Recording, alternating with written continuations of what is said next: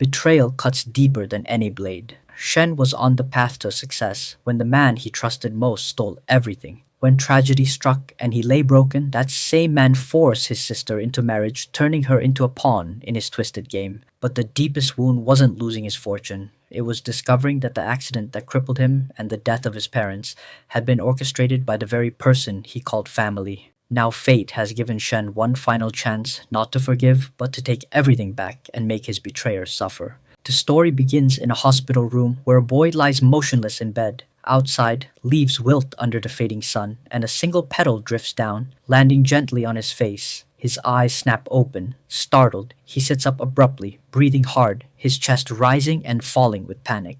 He looks around the unfamiliar room, struggling to comprehend where he is. It is clear from the confusion in his eyes that he is someone who has been reincarnated. He yanks the sheet away, urgently checking his legs, but his heart sinks. They are gone, reduced to lifeless stumps. His breathing grows heavier, anger flashing across his face as he demands to know the time. Suddenly, a voice calls out, trembling with emotion. His sister bursts into the room, her eyes glistening with tears. She cries with relief, saying she is overjoyed he's finally awake. She throws her arms around him and promises she will find the person who hit him with a car. She swears that his legs will be healed, no matter the cost. The boy freezes as the truth sinks in. He has truly gone back 1 year in time, to the very day of the car accident. He remembers it vividly, the moment his body was hurled into the air like a spinning top. The crushing impact as his life as a rising young billionaire came to an end. He had been destined for greatness, but that night shattered everything. A girl had rushed to save him, but the damage was already done. From that moment on, his life spiraled downward. He became a wheelchair user, his mobility gone. As he sits in bed, the door opens again. A man steps inside, addressing him by name. The boy's expression darkens. This man is someone he once trusted with his life. Chang Kai, a family friend who was like a brother to him. But Chang Kai was no savior. When the boy had been at his weakest, Chang Kai seized control of the international company he had built from the ground up. Worse, he used the boy's failing health to manipulate his sister, forcing her to agree to marry him. It was a vile bargain. In exchange for her hand, he would guarantee her brother's future and cover the hospital bills. The boy, powerless, pleaded for him to let her go. Lying helpless on the floor, he could only watch as Chang Kai pulled his sister close and kissed her, sneering as he compared the boy to a barking dog that needed to be silenced. His sister sobbed in desperation, but there was nothing she could do. That man had taken everything. Not long after, the world changed. A revolutionary game called Divine Path was released, boasting 100% realism. At first, it was only entertainment, but before long, the game's in-game currency became valuable in the real world. Then, something even more incredible happened. The game's attributes began to affect reality itself. For the boy, this should have been the perfect chance to take revenge, but in his past life, he had been too poor when the game launched. He couldn't afford the resources to level up quickly, and stronger players hunted him mercilessly. Meanwhile, Chang Kai used the money he had stolen from the company to buy the best equipment and attributes. He created a powerful guild and became an unstoppable force. One day, in his previous life, the boy had summoned Chang Kai to his home. Surrounded by explosives, he mocked the man, asking if he thought something like this could kill him. Chang Kai laughed, certain he was invincible. The boy pressed the detonator anyway, determined to take them both out. The explosion reduced the house to rubble, but when the smoke cleared, Chang Kai stood unharmed. He revealed that with Divine Path attributes, even a direct blast could not harm him. Then, with cold malice, he stomped on the boy's head and revealed the ultimate betrayal. He had orchestrated the accident that took his legs and had been behind the death of his parents. And now he planned to have a child with the boy's sister, ensuring that the family's last bloodline would carry his name. The boy screamed in fury and despair, vowing with his last breath that he would never forgive him. Now, back in the present, the boy has no idea why he has been given a second chance, but he turns to his sister and tells her not to cry. He promises that this time he will protect her and everything their family built. Most importantly, he will destroy Chang Kai. The problem is that he has been sent back after the accident. He still has no legs. His only chance lies in the launch of Divine Path. In his past life, it had taken a month before people discovered that the game's attributes could affect reality. That gives him a narrow window to prepare. His money hasn't been frozen yet, and he intends to use it. His sister notices his strange expression and asks if his leg is hurting. She moves to call a doctor, but he stops her. There is something more urgent. She asks what it is, and he tells her plainly he needs a gaming station for a divine path. She doesn't understand why he would suddenly care about a game, but before she can ask more, Chang Kai enters the room. Feigning concern, Chang Kai warns him about getting addicted to games, especially since there is still a company to manage. The boy sees through the act, realizing Chang Kai is trying to provoke him. He calmly replies that now that he is crippled, he has nothing better to do than play games. Chang Kai smirks, pointing out that Divine Path will be extremely expensive at launch. Only 100 units will be available, each costing more than 300 million. The boy says the company's money is his, and even if it cost 30 billion, he would still buy one. His sister tries to calm him, but Chang Kai waves it off. He says if the boy wants it that badly, he'll make sure he gets it. Of course, Chang Kai is secretly delighted. The more time the boy wastes in the game, the easier it will be to take the company. Pulling the sister to his side, he smirks and says she will be spending more time with him. When they are alone again, the boy instructs his sister to transfer all the company's money into in-game currency. She is shocked and asks if he has lost his mind. He reassures her that he has a plan to change their future. 3 hours later, after paying 200 million in extra shipping fees, the setup is ready in his room. He smiles. Here I go. The system appears, and for the first time since the accident, he has legs, at least in the game. He relishes the sensation of standing and walking freely. The system prompts him to choose a character name. He types in Koha Wang. Dozens of characters appear before him as the system asks him to select a class. Just as in his past life, he chooses the one he knows best, the Ranger. Because his class matches the elven bloodline granted to him as a VIP player, he receives a special bonus. He's also given a skill book that allows him to detect enemy weak points, a technique he had mastered before. Then, something unexpected happens. As one of the first 100 players to log in, he receives a special chest. It contains a rare talent, but costs 50 million gold coins, the equivalent of $7 million. Without hesitation, he spends the money. The chest bursts open in a golden beam of light. The talent he gains leaves him stunned, an ability to evolve anything. Every item he acquires from monsters will be 1 rank higher, with a chance of being 2 ranks higher. Once a day, he can instantly upgrade an item by 2 levels, with a small chance of 3. Though it only affects items and not attributes, he knows it will make him incredibly strong. Smiling, he says, "This will change my future." Walking through the city, he knows this is perfect. While everyone else is using bronze items, he already has silver gear. Spending all the company's money was definitely going to be worth it.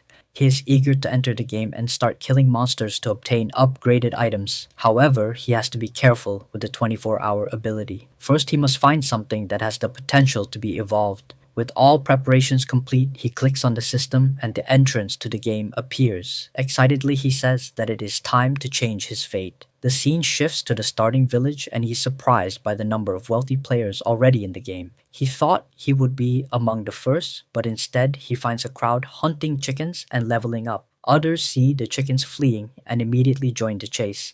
It looks like a competition has broken out in the village for even the smallest gains. For him, it is foolish to waste time on worthless things. He needs to go straight for a meaningful goal, such as defeating the starting zone boss and claiming the first kill reward. The system warns him to be careful when entering a wild zone, but he dismisses the message. In his mind, the only way to level up quickly is to kill dangerous monsters. Before venturing further, he checks his inventory only to be disappointed. All he has is a starter bow and basic cloth armor. There is no reason to waste his ability on such weak equipment.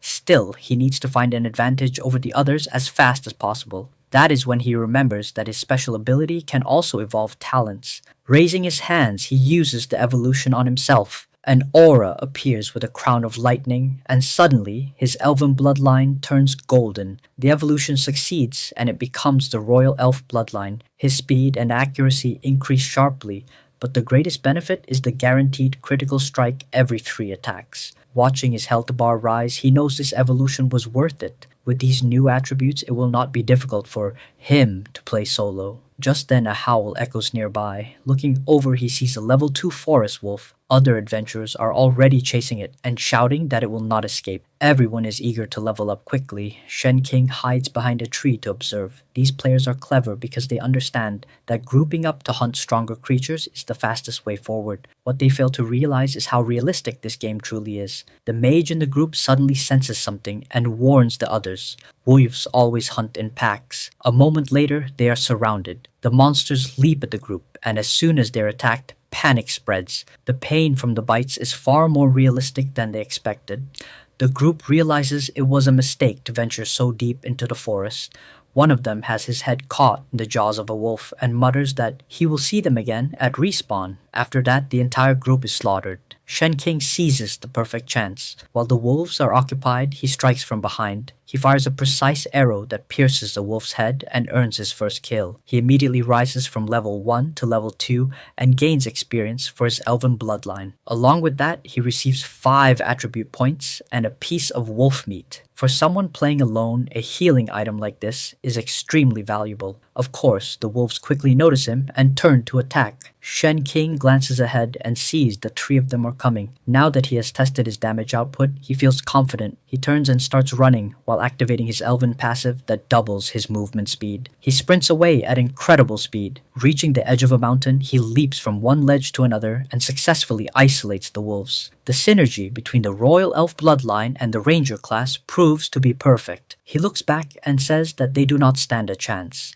To his surprise, the wolves do not chase him. Instead, they stand still staring in his direction. That is when he notices the system alert informing him that he has entered the buffalo zone. Seeing the creatures nearby, he realizes the wolves are not following because this is a high-level area. Terrified, the wolves begin to retreat. Checking the system, he notices that the buffalo here are level 5. Suddenly, someone calls him handsome. Turning around, he sees a group approaching and asking if he wants to join them. These people look suspicious. Even though there is a woman in the group, he does not trust her for a second, especially since she repeats the word handsome. When someone keeps flattering you for no reason, you already know they have bad intentions. She says they are looking for someone to join their group so they can hunt buffalo and level up faster than everyone else. The group's mage points out that the boy is only level 2 and would slow them down. Shen King is confused about why they are rejecting him. They do not even give him a chance to answer. He turns away and wishes them good luck, saying he will head elsewhere. The blue-haired guy asks if he has lost his mind trying to hunt alone. Shen King replies that he's a lone wolf and prefers to be more efficient on his own.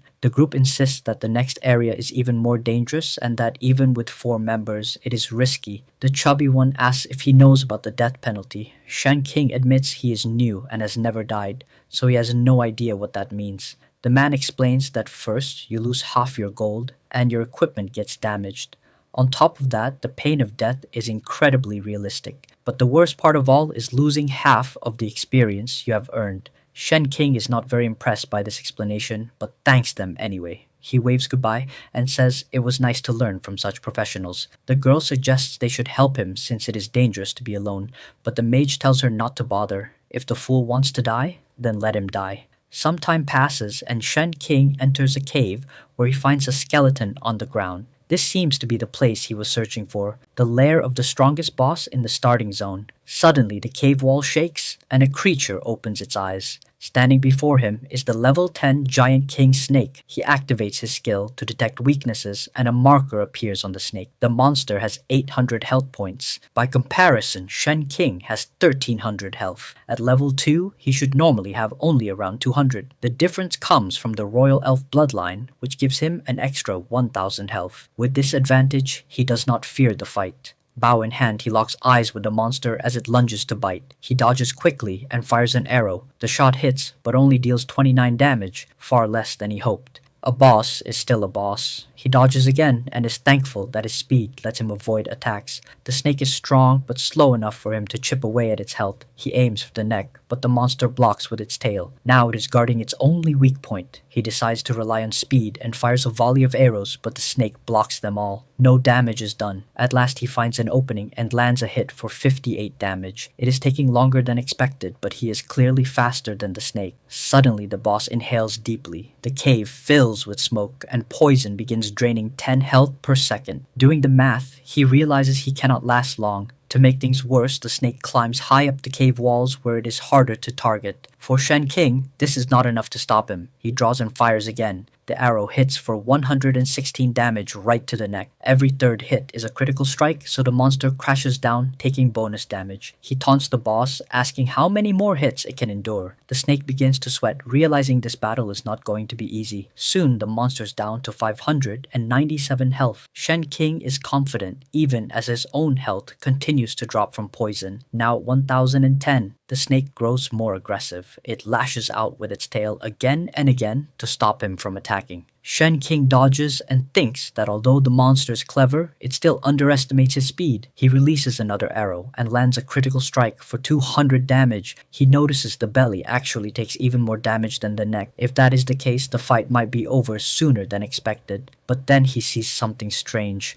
The snake appears to be smiling. It slams the ground and a crack spreads toward him. The terrain shakes and he loses sight of the monster. Suddenly he collapses to his knees as the poison grows stronger. Now it drains 20 health per second, leaving him with only 600. This is clearly a boss designed for groups. The poison and the terrain make it nearly impossible to survive alone. He pulls out wolf meat from his inventory. He knows he must spend more than planned. The meat restores 20 health per second for 20 seconds. It is not much, but it will buy him time to climb. These 20 seconds will decide whether he wins or loses. He begins climbing the rocky walls, leaping from ledge to ledge. Step by step he rises until he finally reaches a point above the boss. He fires an arrow straight into its eye. The snake thrashes and collapses to the ground in rage. It tries to escape, but Shen King takes advantage of its exposed back. He shoots at the nape of its neck. The monster turns in terror as he prepares another elven arrow. Trembling with fear, the snake attempts to retreat, but it is too late. He fires shot after shot until the final arrow pierces through the body and bursts out of its mouth. The health bar drops to 0. The boss is defeated,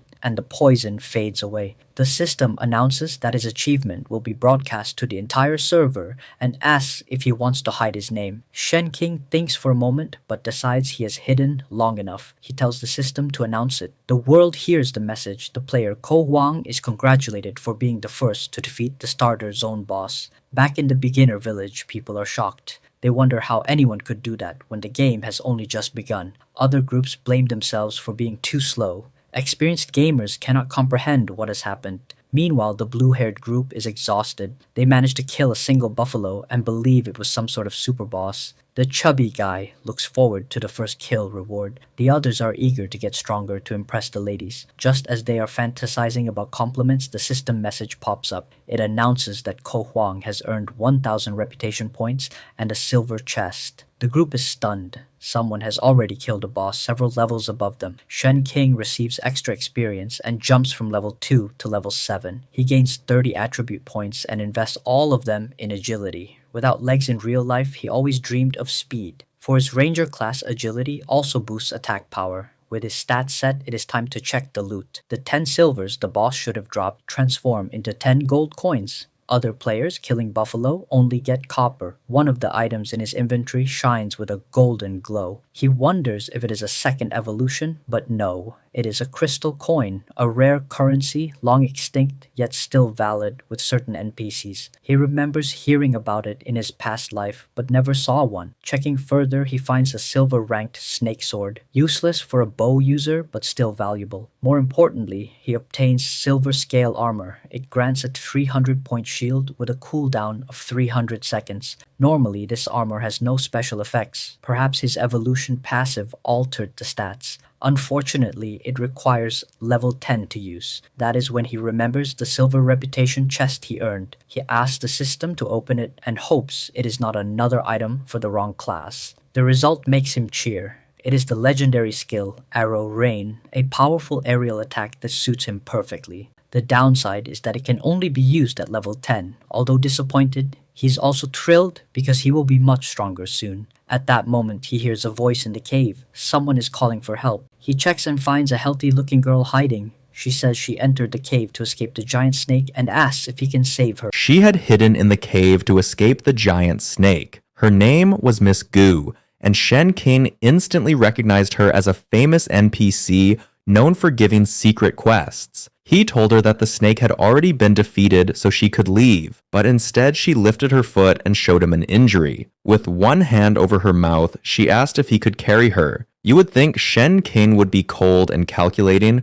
but instead he blushed like a fool. In the next moment, he was already carrying her outside. Once they were out, she gently touched his face and said she would have died if not for him. She promised that the next time they met, she would take good care of him. Her words caught him off guard. Next time? What do you mean? He asked before dropping her to the ground. She smiled slyly and said there was not much she could offer him unless he wanted her body. Teasing him further, she said he could take it if he wanted. Shen King immediately cut her off, telling her to stop because that was not what he wanted. She laughed, saying it seemed he already knew about the test. From within the mountain, she pulled out a blade and offered it as a reward. It was only a bronze dagger, and Shen King smacked it away. Glaring at her, he demanded she hand over the secret. Confused, she asked what secret he was talking about. He replied that he wanted the quest to save the 14-year-old girl who lived nearby. Shocked that he already knew about that quest, she eventually agreed, saying that if this was what he wanted, she would give him the secret class quest.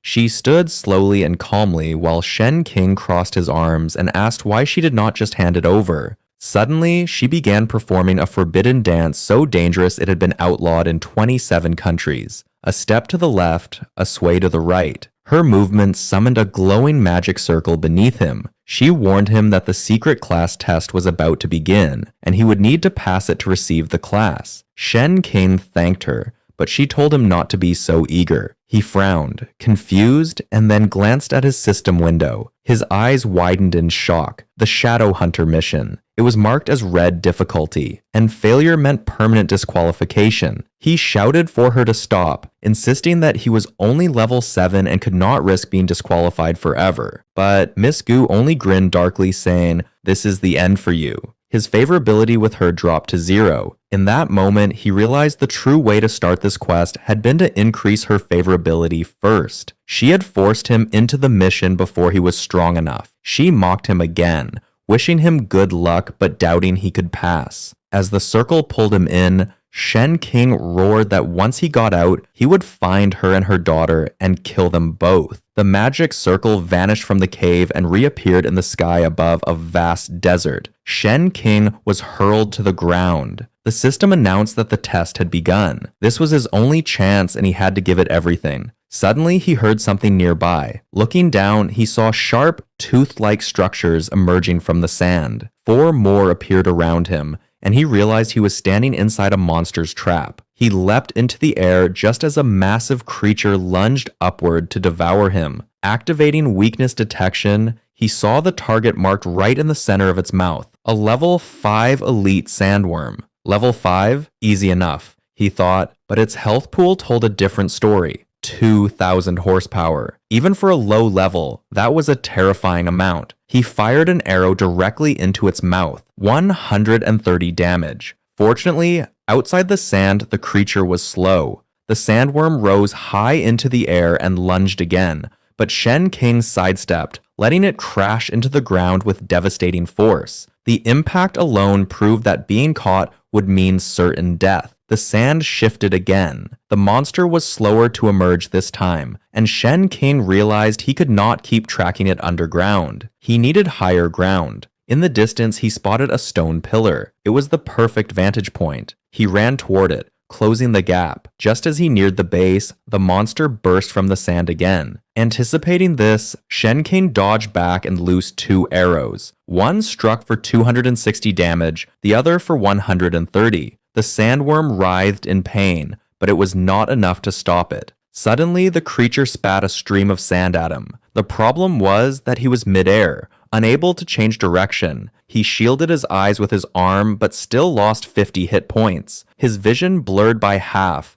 and his accuracy dropped by 30%. He hit the ground hard, cursing. Blinking through the haze, he wiped at his eyes, but then he sensed movement from behind. Rolling forward, he narrowly avoided the next attack. At least he landed against the pillar, giving him a chance to recover. The sandworm burrowed again, but Shen King was no longer afraid. Its attack pattern was obvious. 10 seconds later, the blindness faded. His vision cleared, and with the pillar in front of him, he felt ready. He smirked as the ground trembled. Come on then. The sandworm lunged, but this time Shen King leapt onto the pillar, calling it an idiot. The beast tried spitting sand again, but from his new vantage he easily dodged. He fired another arrow, landing a clean strike for 260 damage. The creature froze. Shen King narrowed his eyes and wondered aloud if it really only had 2 attack patterns. If that's the case, then I'll end it right now. He dove toward its gaping mouth, arrows drawn.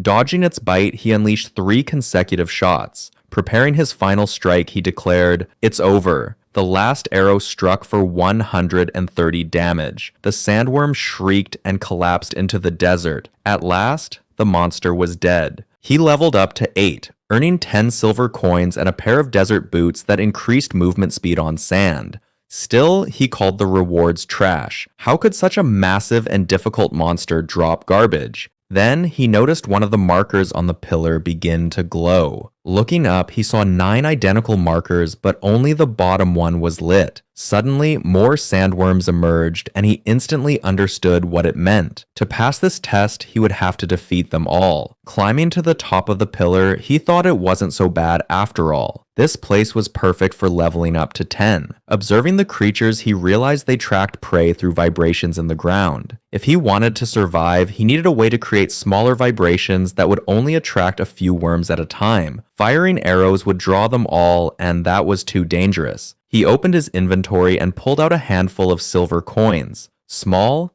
light, and perfect. Tossing one down, the moment it hit the sand, a worm burst out to attack. Shen King smirked and activated his passive. A very expensive way to hunt, but it will work. From his high position, hitting the weak spot was harder. His damage dropped to only 35 per shot, but for a millionaire like him, wasting money wasn't a problem. Arrows exploded one after another. 4 hours passed, and when it was finally over, the ground below him was littered with the corpses of sandworms. He remained atop the pillar, breathing heavily, but victorious. At last, he had reached level 10. With 15 points to distribute, he hesitated. Something had been bothering him. He hadn't received many items. Maybe it was because his luck stat was still 0. Considering his talent, boosted item drops improving luck was a smart choice.